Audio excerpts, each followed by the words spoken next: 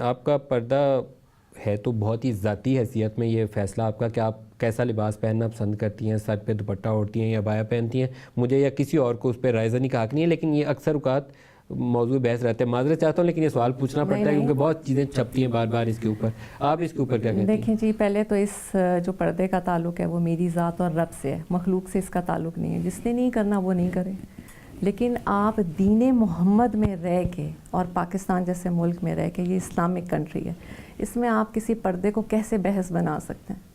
اس کا مطلب کیا ہے کہ آپ کا اخلاقیات اتنی گر گئی ہیں.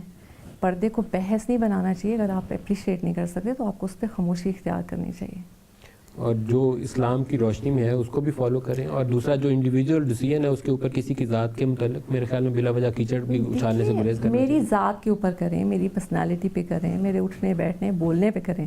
لیکن پردہ تو ایک دین محمد کا سب سے امپورٹنٹ چیز ہے عورتوں کے لیے.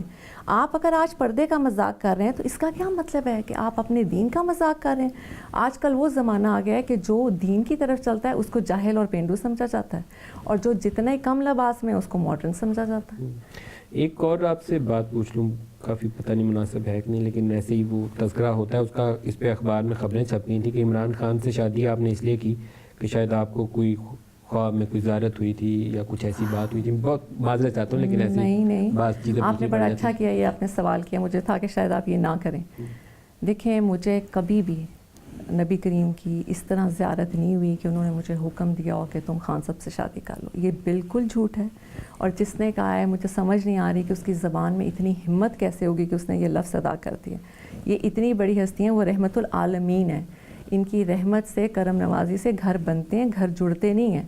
اس لیے یہ میں سب کو کلیئر کر دوں کہ مجھے کوئی نبی کریم نے حکم نہیں دیا، اور نہ ہی مجھے خواب میں آ کے انہوں نے کہا کہ خان صاحب سے شادی کرو. تو یہ باتیں جو ہیں جی بالکل جھوٹ ہے، غلط کیا جی ان کی کوئی بنیاد ہی نہیں ہے، بالکل غلط ہے. اور جیسے ابھی کچھ عرصہ پہلے، کچھ دن پہلے ہوا تھا کہ جی میں نے حضرت بی بی فاطمہ کو عرض کی اور فلاں کا کام ہو گیا.